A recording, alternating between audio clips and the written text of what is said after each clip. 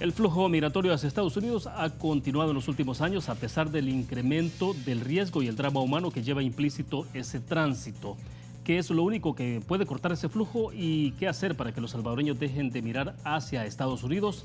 La respuesta a esa y otras preguntas aquí en 8 en punto.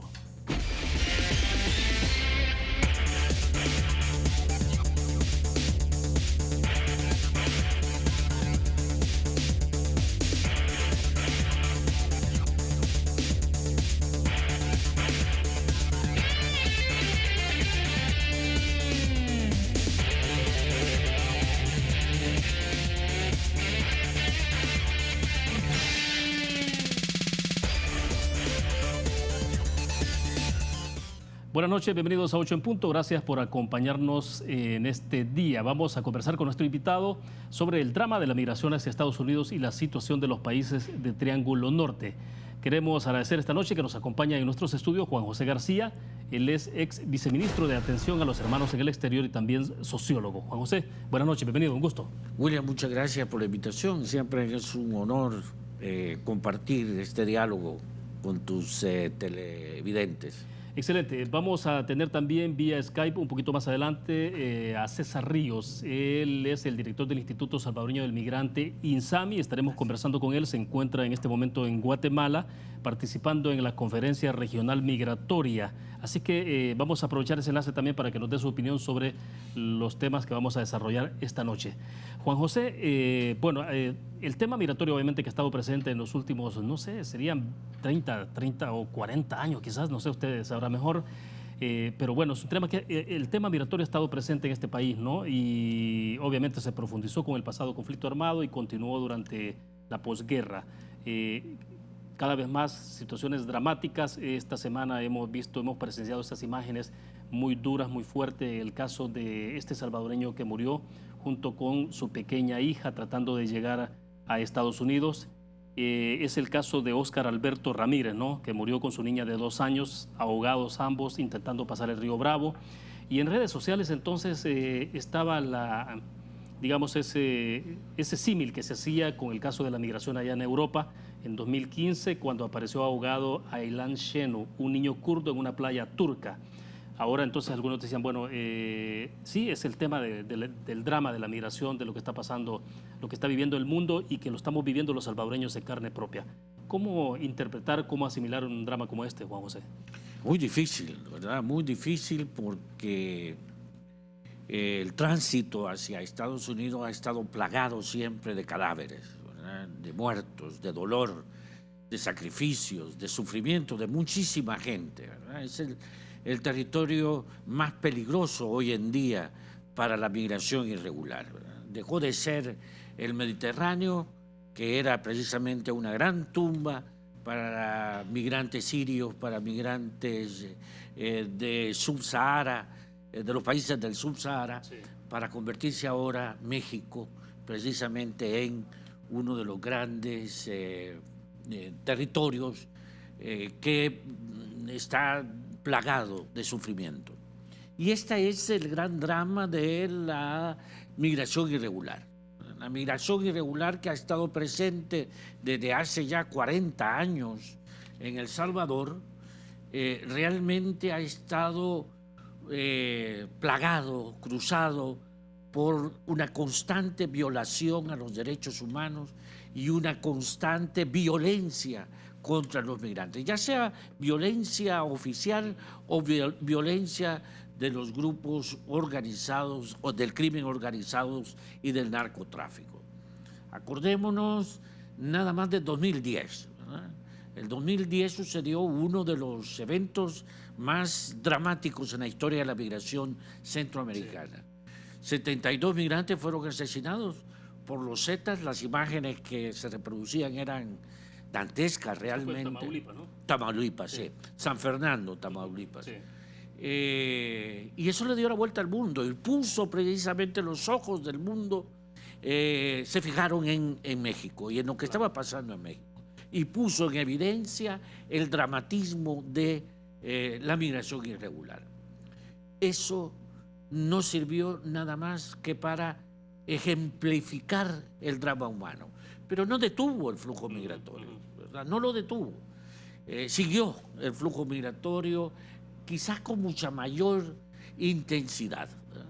Yo recuerdo que visitamos a una de las familias que había perdido su hijo de 16 años y cuando estábamos en su casa, en su domicilio, se estaban preparando 3 miembros del grupo familiar para iniciar el viaje. Entonces no hay en este sufrimiento elementos de disuadir a la población para que viaje de manera indocumentada. Sí, es increíble y yo creo que es importante que escuchemos y veamos declaraciones de Rosa Ramírez. Ella es la madre de Óscar Alberto Ramírez, quien murió junto a su pequeña hija de 2 años intentando cruzar el río Bravo y que hemos visto esas imágenes que les estábamos mostrando, por cierto, y eso es lo que le da más dramatismo también, Juan José. Claro, ver esas imágenes, ¿no? de un padre, un joven padre con su hija prácticamente volcado sobre el agua, flotando ahí en el río Bravo. Pues sí, o sea, es que han estado muriendo compatriotas siempre en ese tránsito hacia Estados Unidos, pero no veíamos necesariamente las imágenes, ¿no? Y cuando esto nos golpea todavía más, cuando vemos esas imágenes de una niña de 2 años junto a su padre, que obviamente vieron frustrado el sueño americano. Vamos a escuchar y vemos declaraciones de Rosa Ramírez, entonces, la madre de Óscar Alberto Ramírez. Cuando nos despedimos, ya que él se fue, sí fue bien triste esa despedida para mí, como madre fue bien triste. Y lamentablemente pues sucedió lo que ya todos saben. Y ahí estamos pidiéndole nada más la fuerza de Dios. Bueno, ella vio cuando el río lo arrastró y supuestamente la niña se le zafó de sus manos. Entonces de ahí fue cuando la niña se le zafó, fue cuando él trató de alcanzarla. Entonces cuando él trató de agarrar a la niña fue cuando se metió más adentro para salvar a la niña. Ya cuando él ya estaba más adentro fue que ya no pudo él pues salir. Bueno, sin duda alguna que es un testimonio desgarrador y ella conoce bastante el detalle de lo que ocurrió en esas circunstancias porque Rosa Ramírez obviamente ha estado en contacto, debemos entender, también con la esposa de Óscar Alberto, ¿no? Que ella entendemos que se había quedado del otro lado del río Bravo y pudo presenciar obviamente el drama. O sea, es una situación sin duda alguna terrible, ¿no? Dramática, de cómo también una joven mujer ve ahogarse a su esposo y su niña cruzando el río Bravo, ¿no? Exactamente. Es el drama casi cotidiano realmente de lo que sucede en el tránsito, especialmente en las fronteras, ¿no? que son precisamente los lugares, los territorios de mayor sufrimiento para nuestros compatriotas. Recordémonos también que la semana pasada falleció asesinada por una bala en su cabeza una joven de Cabañas, ¿verdad? Supuestamente también asesinada por la Guardia Nacional de México, el recién cuerpo militar creado por López Obrador. También en ese mismo evento resultaron 6 compatriotas lesionados de bala. Hace 3 semanas un carro que venía siendo perseguido por una patrulla policial en Texas sufrió un accidente donde fallecieron también compatriotas. Acabamos de presenciar también la muerte de una menor en manos de ICE y esto es lo de no acabar en realidad, ¿verdad? Así podemos ir contando casos y casos de sufrimiento, de violación de derechos, de persecución contra los migrantes. Sí. Juan José, para uno de repente puede decir fácil, miren, la realidad de lo que está pasando es esto, ¿no? O cualquiera que intenta cruzar hacia Estados Unidos se encuentra con esa realidad. Quizás puede ser fácil para uno decirlo, miren, ya no migren, pero la realidad que tenemos en el país se impone, ¿no? Así es, ¿verdad? Nuestros compatriotas no migran, huyen de manera desesperada, ¿no? Por encontrar mejores derroteros, mejores calidad de vida, por acercarse a mejorar sus condiciones de vida en Estados Unidos. Porque no, como decíamos el señor Romero, no se pueden encontrar aquí, ¿verdad? Y eso es triste ver a nuestros compatriotas migrar desesperadamente, ¿no? Y no tener esperanzas de quedarse en el país y vivir dignamente en este país. Eso lo vamos a ver más todavía, ¿verdad? No es que esto, como usted dice, William, vamos a tener un proceso de disuadir a nuestros compatriotas para que no migren utilizando el miedo, ¿no? Y el terror como tal. Se ha demostrado que cuando se vincula la seguridad nacional con la migración, todas las medidas fracasan, ¿no? No hay una sola experiencia en la historia migratoria de Centroamérica que nos dé lugar a entender que sí se refuerzan las medidas de seguridad en las fronteras, tanto de Guatemala con México como de Estados Unidos y México, se vaya a detener el flujo migratorio. Lo que hemos presenciado es todo lo contrario. Los jóvenes, nuestros hombres y mujeres que migran, nuestros niños, saben a los peligros que se enfrentan, lo saben perfectamente. Pero esto es como sopesar entonces lo que tenemos de la realidad de El Salvador y lo que nos podemos enfrentar en una situación que es incierta en el tránsito, ¿no? Incierto, digo, que puede exponer la vida de la persona que decide migrar, pero que solo es un trayecto. Luego llega a Estados Unidos y allá pues obviamente cambian las condiciones. Pero es decir, la gente pesa esas dos realidades. Entonces. Así es, ¿no? Y en ese balance sale ganando siempre la migración como alternativa, ¿verdad? Porque la vida acá se vuelve desesperada, no hay posibilidades de futuro para esta población.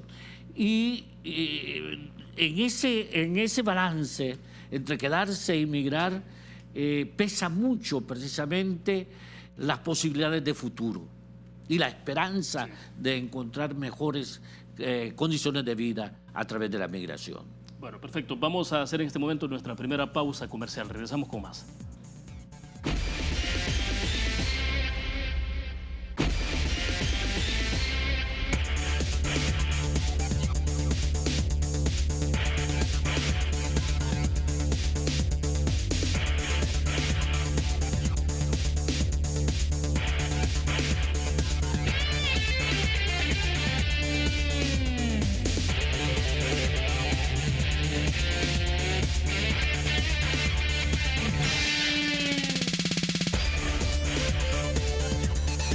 Si estás ahorrando, estás ganando. Por cada $150 que ahorres, participas en sorteos en efectivo y premios al instante por más de $60,000. Ahorra y gana con Banco Promérica. Continuamos esta noche en 8 en punto.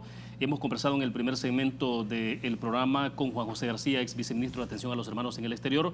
Pero les decía temprano, tenemos a César Ríos, director del Instituto Nacional del Migrante INSAMI, con nosotros vía Skype. Él se encuentra en este momento en Guatemala. César, buenas noches. Entendemos que participa en este momento en la Conferencia Regional Migratoria, ahí en Guatemala, donde hay 11 países integrados discutiendo el tema migratorio precisamente. Y justamente en ese contexto, pues el dramatismo de la situación, lo conversábamos con Juan José García hace unos minutos atrás, de la situación que ha pasado, por ejemplo, este padre con su hija allá en el Río Bravo se ahogó. Desde luego conocen ustedes la situación, el caso de Óscar Alberto Ramírez y su pequeña hija de 2 años, otra joven también que murió asesinada de un tiro en la cabeza en el intento por llegar a Estados Unidos. Un poco, ¿cuál es la primera interpretación, el análisis de lo que está ocurriendo, César?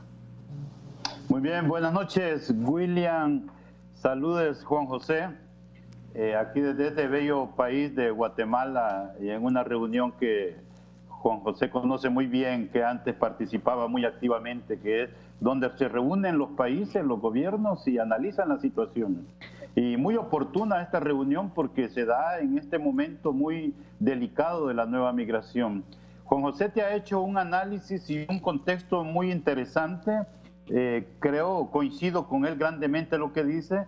No quiero repetir lo que ha dicho Juan José, pero me quiero detener más que todo en lo que va a seguir. ¿Cuál es el compromiso que tiene el nuevo gobierno para que esto se detenga, ¿no? Porque por ahí estamos viendo titulares y todo eso, que ya esto es resultado de la gestión de este gobierno, y no es así. Este gobierno está recibiendo un país y un entorno político, económico y social que se van a seguir dando esas consecuencias si no se superan. Decía Juan José, ¿cómo disuadir a la migración? Y hablamos una de las principales causas, que es la causa de la seguridad.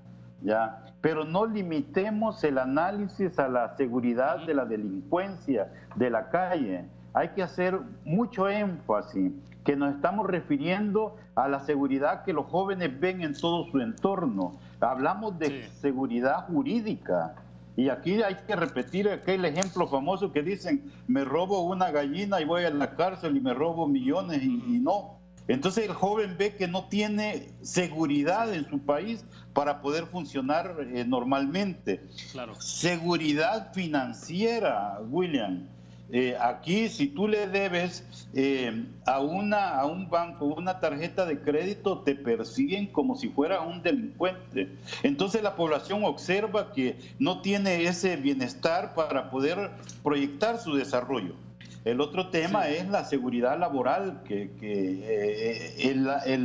el empleo que existe en nuestro país no es un empleo de calidad, que me permitan a mí proyectar mi vida con un salario digno.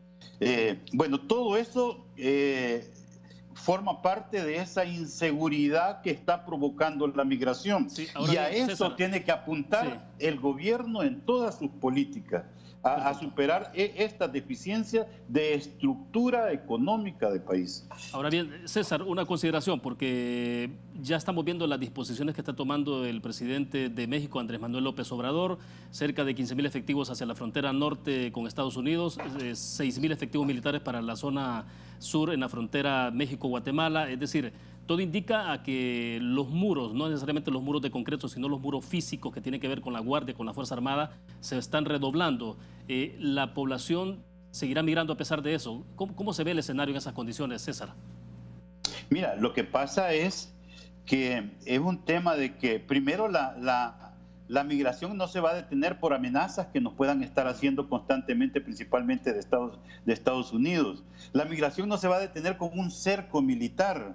Y es la palabra que te decía Juan José, es que hay que marcar la diferencia entre lo que es migración y lo que es la persona que se moviliza buscando protección y buscando asilo. Son dos cosas diferentes, porque si tengo una presión en mi cantón y me obligan a salir, voy a salir y voy a tratar de superar cualquier cerco que me pongan en la mira. Por lo tanto, y aquí es donde vemos la diferencia, si una familia se mueve en busca de protección, lo que esperaría serían brazos para que lo protejan de una delincuencia, no militares que lo expulsen de regreso y que regresen al lugar donde lo están amenazando. Entonces, ese abordaje es lo que estamos viendo. Nosotros vemos muy bien los acuerdos que llegó El Salvador con México. Me parece que el fomento de empleo es fundamental para nuestros jóvenes, pero tampoco eso nos puede llevar a hacer así automáticamente un borrón y cuenta nueva y olvidarnos, por ejemplo, de la masacre de Tamaulipas, olvidarnos de los desaparecidos que están en México, de nuestras familias. Eso tiene México una deuda con nosotros para que nos compartan cómo van todas esas investigaciones. Perfecto. Gracias por esa primera aproximación, César. Regresaremos con usted entonces un poquito más adelante porque me interesa conocer cómo está, a propósito de esa reunión donde participan 11 países, cómo se está viendo desde Triángulo Norte, la región, los países, el tema migratorio. Nos volveremos más adelante. Gracias, César, por esas consideraciones. Juan José, y justamente entremos a esa parte, es la situación de los países de Triángulo Norte, ¿no? La condición que está viviendo El Salvador, Guatemala, Honduras, las advertencias de Donald Trump de decir vamos a congelar la ayuda, vamos a retirar la ayuda, vamos a suspender la ayuda, en tanto los países de Triángulo Norte tampoco hagan algo entonces por detener los flujos migratorios, pero es que tampoco es automático, ¿no? O sea, si las condiciones en estos países siguen siendo deplorables, la gente seguirá huyendo. Así es, ¿verdad? No hay, coincido con César igualmente, ¿verdad? Es decir, que la seguridad nunca ha sido un factor de freno a las migraciones. Me decía un alcalde de Nogales, del lado de México, una vez, ¿no? Es que mire, entre más alto es el muro, más alta es la escalera, ¿verdad? Entonces, lo que hacen estas medidas policíacas de persecución es volver más vulnerable a los migrantes, exponerlos más al tráfico ilegal de personas, exponerlos más a la violencia contra ellos y a la violación flagrante de sus derechos humanos. Eso es lo que produce estas medidas basadas en la seguridad, basadas en la persecución. No van a detener el flujo migratorio incrementando medidas de esto, ¿no? Y lo vamos a ver en el futuro más cercano, ¿verdad? Por un lado. Y por otro lado, Centroamérica se encuentra, César está en este momento en la CRM, que es una reunión muy importante y que puede palpar de primera mano el ambiente que existe, ¿no? Centroamérica se encuentra en una coyuntura muy especial, en realidad, para tener posiciones conjuntas.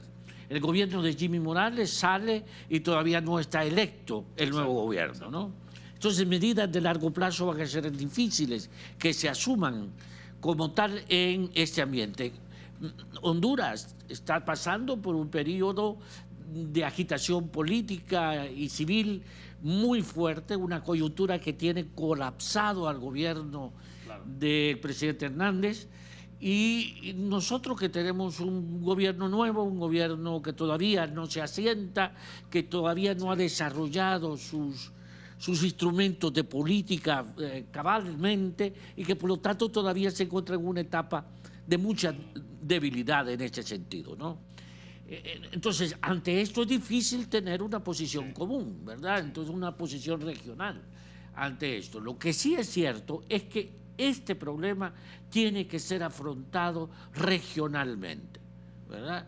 No solamente para establecer un diálogo político permanente con México y con Estados Unidos, sino también para hacernos sentir con mayor evidencia, con mayor contundencia. Porque en esta negociación Estados Unidos-México hemos estado ausentes, ¿no? Sí, y además que de repente en medio de todo esto uno parecería que la política que hay es más bien esa de sálvese quien pueda, ¿no? Y que es lo que ha estado haciendo en apariencia México. Tengo que hacer una pequeña pausa, regresamos con más.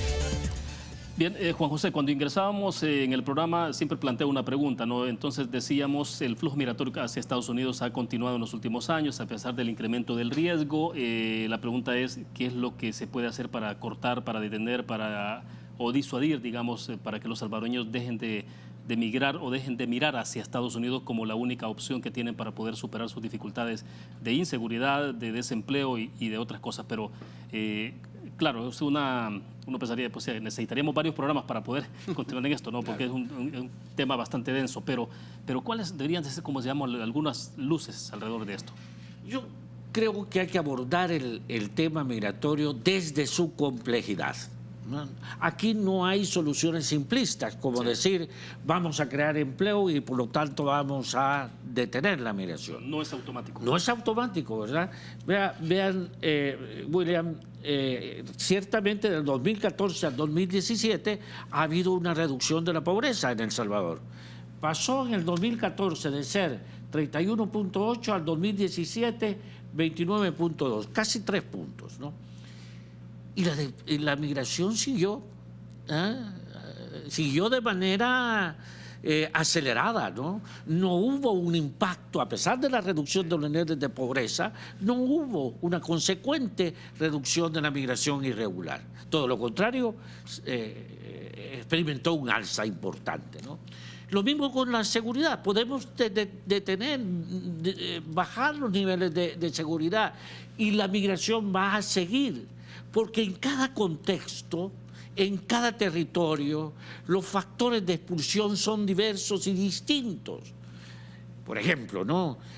Nueva Trinidad en Chalatenango, que tiene 0 niveles de inseguridad, que tiene 0 niveles o tasas de homicidios. Y sin embargo, es el municipio de mayor tasa migratoria en el país. O Concepción de Oriente, por ejemplo, igualmente, ¿no? Entonces, no hay una relación automática entre empleo, migración y seguridad. Lo que sí hay que buscar es que esos empleos y esos ritmos cada vez menores de inseguridad realmente sean elementos que hagan posible el arraigo de las personas en su territorio y que no tengan necesidad de emigrar, no porque mejoren sus condiciones de vida de manera automática, sino porque les permite tener esperanza que algún día van a tener una vida digna, una mejor calidad de vida viviendo en sus territorios. Excelente, sí. Vamos a ir en este momento a otro enlace vía Skype con César Ríos de INSAMI. Aprovechando justamente, César, que se encuentra en Guatemala, porque tengo acá en mi iPad una nota de la revista digital Nómada de Guatemala. Leo rápidamente. Dice que el gobierno de Jimmy Morales está a pocos pasos de concretar un acuerdo con Donald Trump para que Guatemala se convierta en país que retendría a migrantes que intentan llegar a Estados Unidos en busca de mejores oportunidades. Dice esta revista que México se negó a aceptar ese rol, pero Guatemala parece no estar en condiciones de negarse. Entonces se preguntan ellos, ¿cuáles son las motivaciones de Jimmy Morales para ceder a los intereses de Donald Trump? ¿De qué forma podría perjudicar al país y a los migrantes retenidos? Esta es una información justamente que se genera este día en la revista Nómada. A propósito de esto, César, un poco y en la línea de la conversación que traemos también con Juan José García, ¿cómo se ve esto de Guatemala como tercer país seguro? Mira, y continuando lo que decía Juan José, lo que pasa es que en la situación política en la región está siendo sorprendida por esa presión y esas propuestas de la administración norteamericana. Cada país está particularmente en una situación muy distinta. Guatemala está llegando a acuerdos a unos meses de irse en su gobierno. Esto preocupa mucho. ¿Ya? El Salvador está aceptando propuestas con México y aceptando todos los acuerdos a que no fue invitado porque acababa de llegar y porque no fue invitado y todavía no tiene la composición del aparato que va a hacerle frente a la migración. Honduras también está en la situación, ¿no? Y México acaba de llegar y lo sorprendió estas propuestas. Por lo tanto, Donald Trump, aprovechándose de esta poca coherencia entre todos los países, está haciendo propuestas muy aceleradas. Eso es lo que está pasando. Esperaríamos que ahora mismo en el Triángulo Norte es El Salvador el que tiene mayor estabilidad de lo que viene de aquí en el futuro. Ojalá lideremos, ojalá que hagamos propuestas serias para el tema. Y cuidado, hay un tema muy cuidadoso, que no vayamos a volver a cometer el error. ¿Te recuerdas que el gobierno anterior se comprometió con Estados Unidos que a cambio de ayuda iba a detener la migración? Y cuando pasó el tiempo que había comprometido, dijo Donald Trump, pero nosotros les dimos ayuda y ustedes no detuvieron la migración, así es que vamos a cortar esa ayuda. Eso es de las cosas más irresponsables que pudo haber tenido esta administración, porque, como dice Juan José, la migración no se va a detener automáticamente ni con campañas publicitarias. Aquí hay que trabajar tantos elementos que forman parte de esto, que al final decimos, la migración va a seguir existiendo si no existe una manera de planificar el país de una manera más efectiva. Si no, la evasión de impuestos tiene que ver con migración, porque es dinero que deberían estar invertidos para el arraigo, como dice Juan José.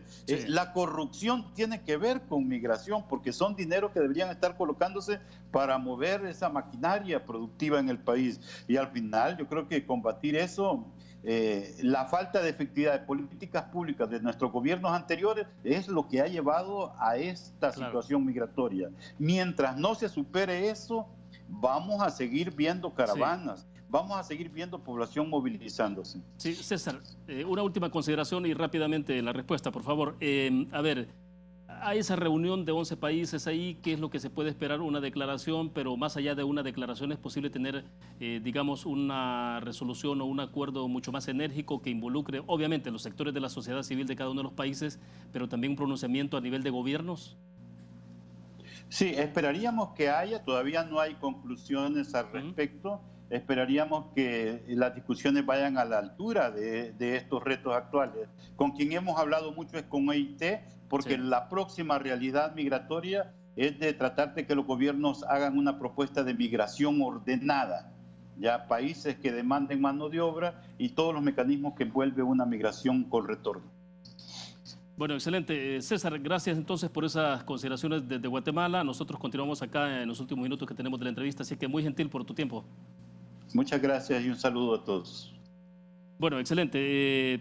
A ver, yo creo que podemos ir concluyendo porque además nos queda un último segmento, Juan José. Ciudad segura, o sea, ¿cómo se? País seguro, ¿no? Tercer país seguro. El tercer país seguro. Esa es la figura, ¿no? Sí. Uno siempre se pregunta, bueno, ¿el tercer país seguro, Guatemala? O sea, Ese es el problema, ¿no? Guatemala, que tiene los mismos problemas de violencia, de inseguridad que el resto de países del Triángulo Norte, ¿no? Y eso significa que Guatemala se va a transformar en el país donde los solicitantes de refugio esperan la resolución de las cortes migratorias en Estados Unidos. Y eso puede llevar años, ¿verdad? Para que las cortes de migración puedan resolver un caso de solicitud de refugio y de asilo, ¿no? Eso le va a costar a Guatemala, si acepta, realmente un desequilibrio social y político y una situación permanente de crisis humanitaria que le puede costar muy caro. sí, una situación difícil, ¿no? Porque uno piensa, si salvadoreños que van huyendo de la situación de violencia de El Salvador se ubican ahí en Guatemala, ahí hacen el procedimiento de asilo, tienen que albergarlos. Exactamente. Porque van huyendo de El Salvador, pero bueno, por el tema de las pandillas, por ejemplo, también hay pandillas en Guatemala. Claro, ¿no? por supuesto. Tenemos los mismos niveles de inseguridad, Sí. de pobreza, de desempleo y de escaso crecimiento económico en una sociedad además segmentada racialmente, ¿no? Eso complica muchísimo el tema, ¿no? De acuerdo, vamos a la última pausa comercial, volvemos con más.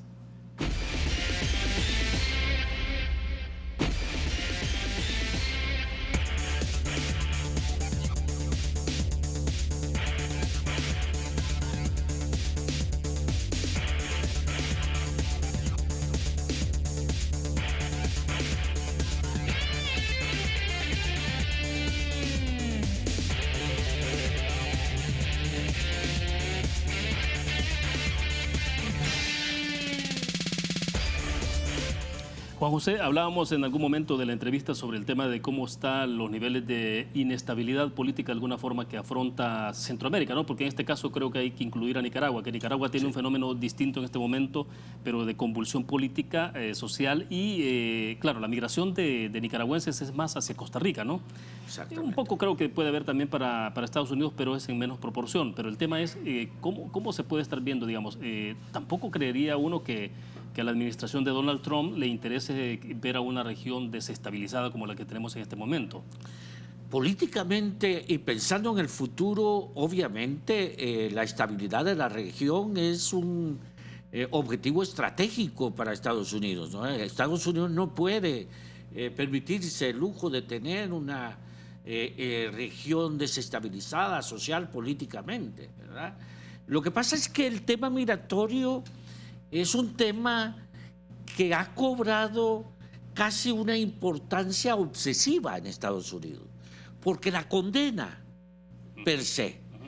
Estados Unidos, o por lo menos el gobierno de Estados Unidos, no alcanza a ver las bondades de la migración, las bondades económicas de los trabajadores migrantes y sus familiares.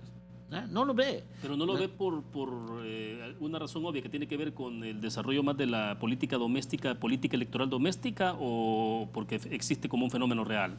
Hay un fenómeno real. Acordémonos que Estados Unidos ha conformado históricamente una sociedad segmentada racialmente, ¿no? Y el elemento xenofóbico es un elemento aglutinador de la sociedad norteamericana. Y claro, una serie de estudios, de reportes han de alguna manera ayudado a condenar la migración como la fuente de todos los males en Estados Unidos. Acordémonos lo que Donald Trump está planteando permanentemente, ¿no? Utilizando el miedo como instrumento de legitimidad política. Ahí viene la MS-13. Dentro de las caravanas hay gente que quiere desestabilizar a Estados Unidos. Los terroristas vienen ahí, ¿no? Entonces la migración se ha vuelto realmente un elemento de condena pública, ¿no? De condena social, ¿verdad? ¿Por qué? Porque señala también que los migrantes vienen a quitarle el trabajo y a competir con el trabajo de los que ya están en Estados Unidos.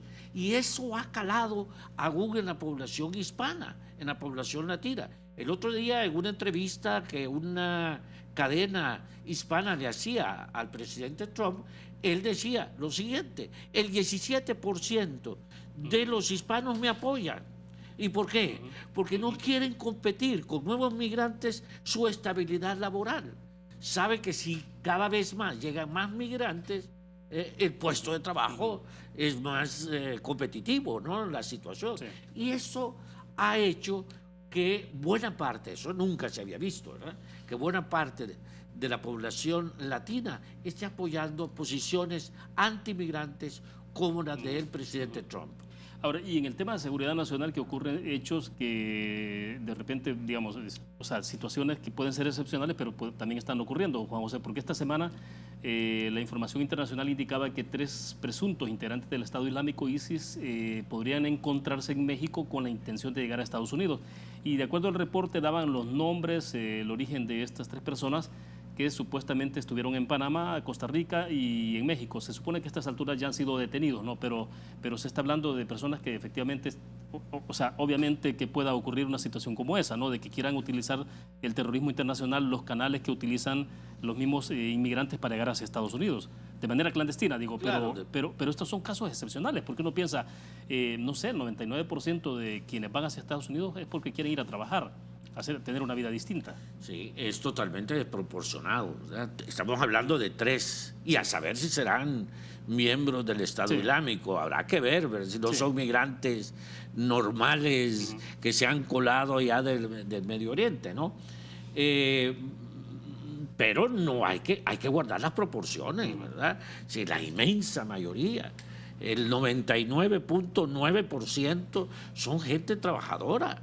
Son gente que quiere un mejor futuro para el país y para su familia. Y con eso ayudamos a la estabilidad de la región. Entre mejor estemos económica y socialmente, más estable va a ser esta región, ¿no? Por eso es que hay que insistir desde estos países y desde los gobiernos de esos países que el mejor factor para frenar la migración irregular es el desarrollo económico y social, pero de una manera inteligente. No diciendo vamos a crear empleo y con eso vamos a frenar, vamos a bajar la pobreza o vamos a... No, ¿verdad? Hay que hacer empleo, hay que fabricar empleo, hay que crearlos, hay que mejorar los niveles de seguridad, pero con un sentido de arraigo de la población. Y para eso no necesitamos grandes sumas de dinero, ¿verdad? No necesitamos cooperación millonaria, pero hay que apartarse de los modelos de desarrollo económico como lo generado o lo pretendido generar por la Alianza para la Prosperidad, por ejemplo, ¿no? Que se ha implementado en El Salvador ya por 3, 4 años y no ha detenido a un solo migrante, ¿verdad? Sino que todo lo contrario, ¿verdad? Ahora, las consecuencias, los resultados de cualquier decisión que se tome en este momento no son automáticos, que no se trasladan para un par de meses. Estamos hablando de consecuencias de mediano y largo plazo. Así es, ¿verdad? Un estudio, por ejemplo, que hizo el Instituto Peterson para la Productividad señala que esta región debe de crecer anualmente al 8% por 18 años. Para poder llegar al PIB per cápita de $9,000. Cuando se llegue a ese punto, entonces vamos a tener una región más estable. Bueno, dice el instituto que eso se puede lograr con un crecimiento sostenido en 18 años del 6% por lo menos. Bueno, aquí en El Salvador no podemos soñar con eso, ¿no? A lo más que podemos alcanzar es el 3% anual y no nos alcanza para los 18 años, sino que quizás para 36 años, ¿no? Entonces hay que pensar otra forma, otra manera de entender la migración irregular y de frenarla, porque ese es el drama humano más importante en este momento. Sí. Ojalá que no apartemos la vista a los cuerpos del padre y de la niña a la orilla del río Bravo. Que cada vez que pensemos en qué hacer para este país, veamos esas imágenes. Y ojalá que eso conmueva a la población para intentar otras formas de entender el desarrollo económico y social. O sea, hay que hacer un reenfoque sobre el análisis del fenómeno migratorio y sobre todo las respuestas Así al es, problema, ¿no? ¿verdad? Porque hemos intentado de todo y no han dado resultados, ¿no? Bueno, excelente. Se nos agotó el tiempo, Juan José. Gracias por compartir esta noche con nosotros. Gracias a usted, William. Bueno, excelente. Gracias a ustedes también que nos acompañaron. Nos vamos a ver mañana siempre en 8 en punto. Que descansen. Buenas noches.